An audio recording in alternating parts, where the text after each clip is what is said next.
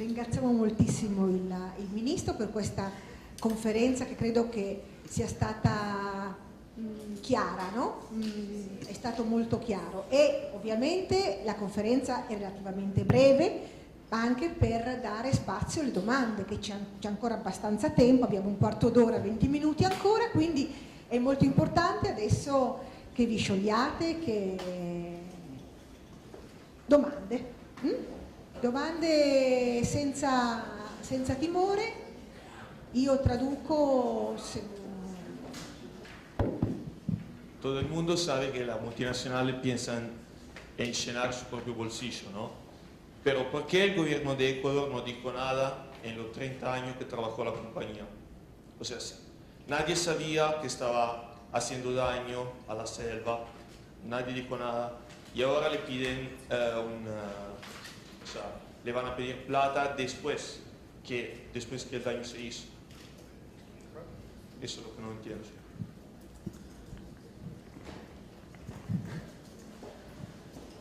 Siempre se supo que causaba un daño enorme, que envenenaba la vida de las comunidades que se encontraban en torno a las operaciones.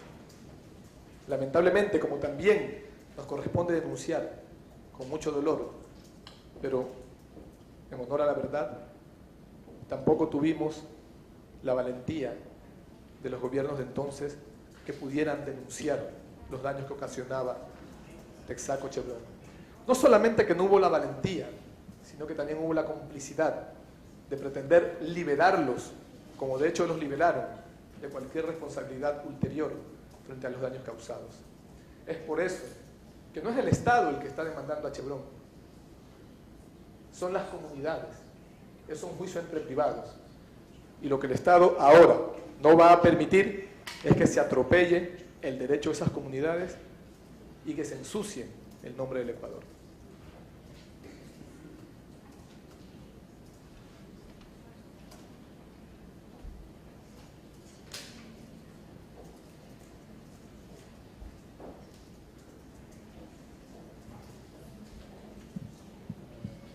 Bueno, yo quería preguntar algo sobre los problemas de salud que han afectado a la población. Si hay algunos datos sobre, por ejemplo, incidencia de tumores, de cánceres, si se está haciendo una, digamos, una investigación en este sentido, ¿no? Si hay datos públicos. Bueno, hay datos sobre las afectaciones que está causando, incluso en algunos casos se han presentado tumoraciones en las personas, sobre todo una incidencia que ha crecido, donde casi era inexistente en cáncer a la piel.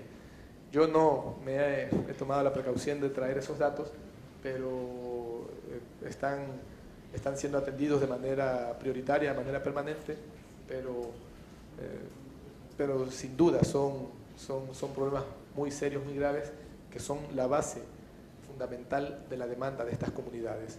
Sin duda que además estos datos los recogemos a través del Ministerio de Salud, pero no tuve la precaución de tenerlos acá.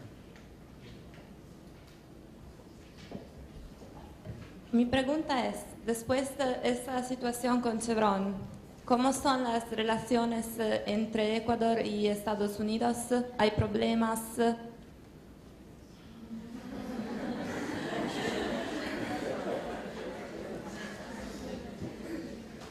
Podemos imaginar que sí, por supuesto. Sin embargo, las relaciones son relaciones soberanas, como siempre tuvieron que ser. Una relación soberana. En el año 2001, el presidente de la Chevron solicitó al Congreso de los Estados Unidos que se establecieran algunas trabas arancelarias para los productos del Ecuador. En buena hora, el Congreso no aceptó aquella solicitud de la Chevron, pero han causado problemas y las relaciones, quizás no tan fluidas, son como deben ser, soberanas. Io non hablo spagnolo. Quindi magari faccio una domanda. No, volevo chiedere in che modo in che modo diciamo, questa lotta che l'Ecuador, e credo insieme ad altri stati sudamericani, sta combattendo contro Golia, come mi sembra che abbia detto anche il ministro, che impatto ha sull'opinione pubblica in Europa? Cioè... Scusa, potrebbe parlare un pochettino più alto, per favore? Visto che almeno in Italia mi sembra che si discuta abbastanza su questo tema, sulle politiche del Sud America, volevo chiedere, secondo il Ministro... Pregunta esta campaña que está haciendo Ecuador contra Texaco Chevron, ¿qué eco está teniendo en Europa? En general, ¿cuál es el eco? Bueno, una pregunta que habría que hacerle a Europa más que a él, pero bueno, ¿qué eco piensan, ven, qué respuesta está dando Europa, si hay una respuesta, ¿no?, acerca de estos temas? O sea, si hay un impacto europeo, si se está haciendo algo en Europa para que las políticas en general, no solo de Ecuador, las políticas, ¿no?, de los varios países latinoamericanos actual, ¿qué eco tiene aquí en nuestros países? Está convocando la solidaridad de los pueblos. Eso es probablemente lo más importante en esta lucha, porque sobre todo lo que Chevron, Texaco está usando contra el Ecuador es el desprestigio. Es el desprestigio incluso vía redes sociales, o sobre todo vía redes sociales. Además también de entablar demandas, sobre todo en cortes norteamericanas, contra los líderes de estas comunidades que han entablado o que desde el año 93 empezaron la lucha contra Chevron. Sin embargo, nosotros aspiramos a lograr también el apoyo gubernamental de los distintos países del mundo. Chevron, de manera artera, de manera ladina, emprendió la retirada, y en 1992, cuando terminó sus operaciones, en 1990, pero salió del país en 1992, retiró todos los bienes que tenía en el país. Retiró todos los bienes que tenía en el país. Por lo tanto, una sentencia de cobro a través de los bienes en el Ecuador es bastante difícil.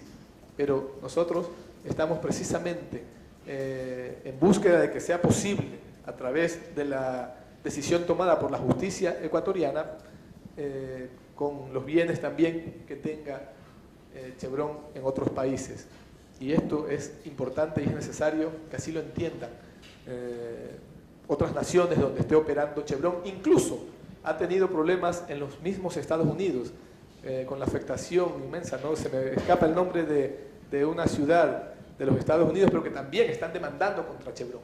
También los ciudadanos de esta ciudad, ciudadanos norteamericanos, están demandando contra Chevron la reparación de los daños que ha ocasionado. Pero además de eso, nosotros como ciudadanos dignos, que buscamos un orden más justo en este mundo, estamos en la capacidad de tomar acciones y también queremos boicotear comercialmente los productos que son parte de esta multinacional, los productos che produce precisamente Chevron Texaco. Salve, buongiorno. Io volevo chiederle se in Ecuador quali strumenti giurisdizionali preventivi sono previsti e se in seguito a questa situazione sono state previste delle riforme circa la responsabilità di organizzazione delle persone giuridiche in idea preventiva di prevenire rischi dell'impresa. Este es un alumno de Derecho, por supuesto. Se nota porque la pregunta es muy técnica. Entonces la pregunta es si hay, ¿qué instrumentos jurídicos de prevención del daño existen en el Ecuador actualmente, y si se prevén reformas jurídicas, ¿no?, sobre la responsabilidad de organización de las personas jurídicas.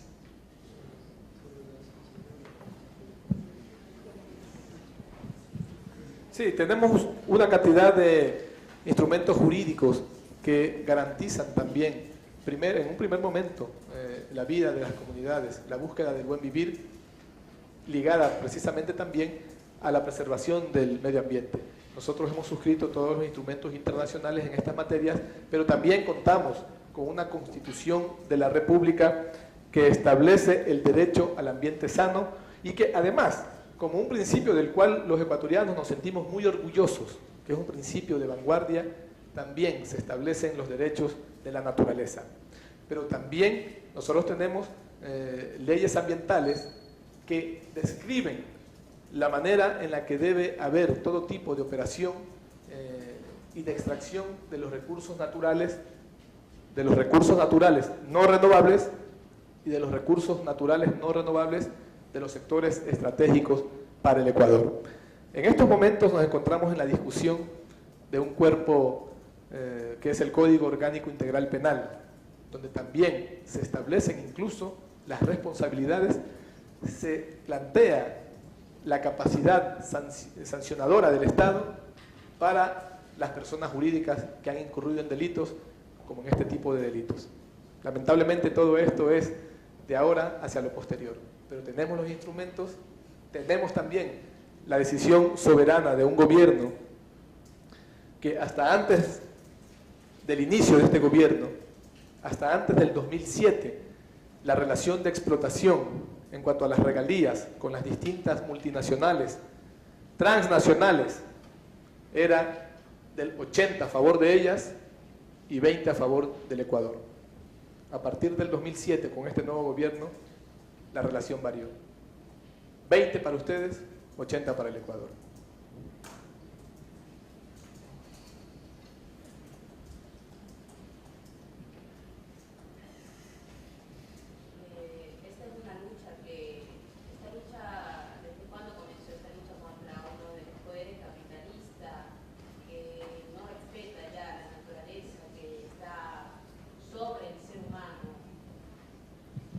Esta lucha contra el poder del capital, del capitalismo, donde no se respeta la naturaleza, donde no se respeta el ser humano, esta lucha contra este poder que se encuentra sobre el ser humano, ¿desde cuándo ha comenzado?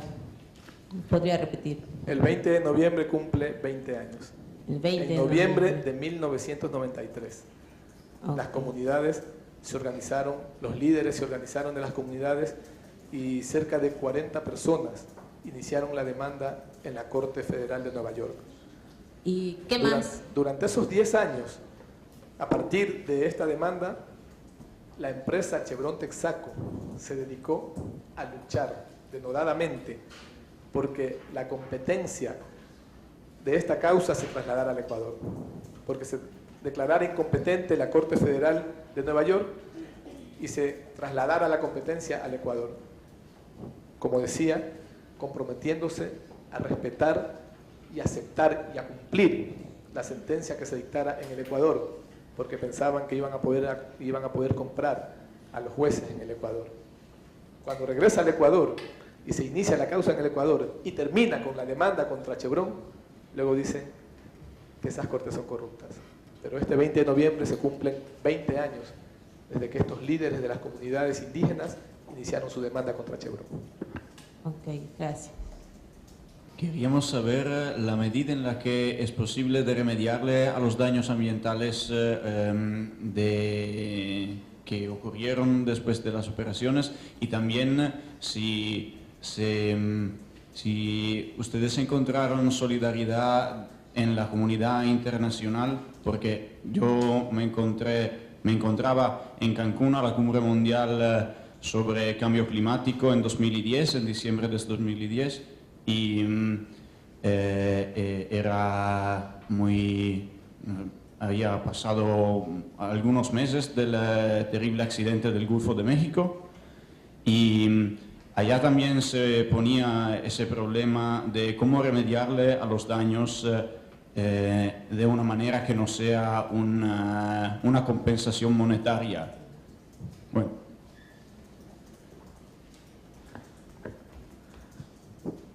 Pese a que técnicamente es probable lograr remediar los daños mayores ocasionados, y en esto no soy un técnico, pero sé que es factible técnicamente trabajar por la remediación, Estamos de acuerdo también en que aquellos daños ocasionados ya, sobre todo a la vida de los seres humanos, no se pueden remediar, realmente. Por ello, incluso esta sentencia no alude a una indemnización civil. Esta sentencia va dirigida explícitamente a utilizar este recurso en la reparación. Es por ello que Chevron, astutamente, hipócritamente, se defiende y plantea que quien debe reconocer estos daños es la propia empresa estatal ecuatoriana.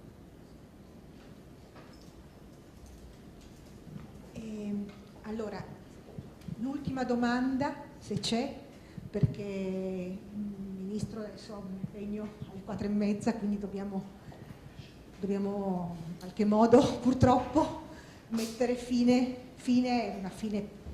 è un arrivederci, non è, visto che, però insomma dobbiamo oggi perlomeno sospendere il nostro dialogo. Però l'ultima domanda, oppure forse ringraziare il Ministro intanto per la sua testimonianza e anche per in qualche modo dirvi che quello che il Ministro oggi ha detto qua in realtà si sta ripetendo anche in altre parti del mondo. Proprio ieri ho fatto una conferenza io su questo tema parlando di un altro paese che di solito viene, come dire, abbinato con la difesa della natura e con la wilderness, che è il Canada, e queste cose che il Ministro ha detto dell'Ecuador stanno avvenendo per esempio anche in una delle regioni che oggi del Canada conosce il più grande sviluppo economico, che si chiama Alberta, che è una provincia lontana sulle montagne rocciose, e le tematiche di cui ha parlato il Ministro in qualche modo si vedono anche in un paese appunto molto avanzato come il Canada, dove anche lì per esempio le deformità genetiche nella fauna e nella flora di un paese bello e meraviglioso anche come il Canada si stanno già misurando, e anche lì le comunità locali, in questo caso anche lì le comunità che in Canada si chiamano First Nation, gli aborigeni per intenderci, stanno anche loro trovando la strada che anche l'Ecuador con le sue comunità un po' sta cercando di avviare, di una, come dire, ripresa, di un possesso del patrimonio culturale territoriale legato a un'identità che è quella appunto delle comunità locali. Quindi io ringrazio molto il Ministro perché ha dato veramente un esempio concreto di quello che in realtà sta avvenendo anche in molte altre parti del mondo, che è un po' la riappropriazione sostanzialmente della scala locale delle proprie risorse, del proprio patrimonio, che è stato per troppo tempo forse delegato a queste grandi imprese transnazionali o anche a governi che spesso sono stati lontani, che hanno seguito delle politiche a volte poco attenti a quelli che noi chiamiamo gli elementi ambientali e culturali e paesaggistici, e sono stati invece più attenti a elementi economici o prettamente geopolitici. Ecco, quindi io lo volevo ringraziare. È un po' difficile da tradurre questa cosa, comunque il Ministro so che capisce, poi abbiamo parlato un po' di queste cose anche in altre occasioni, quindi io lo ringrazio molto, insomma.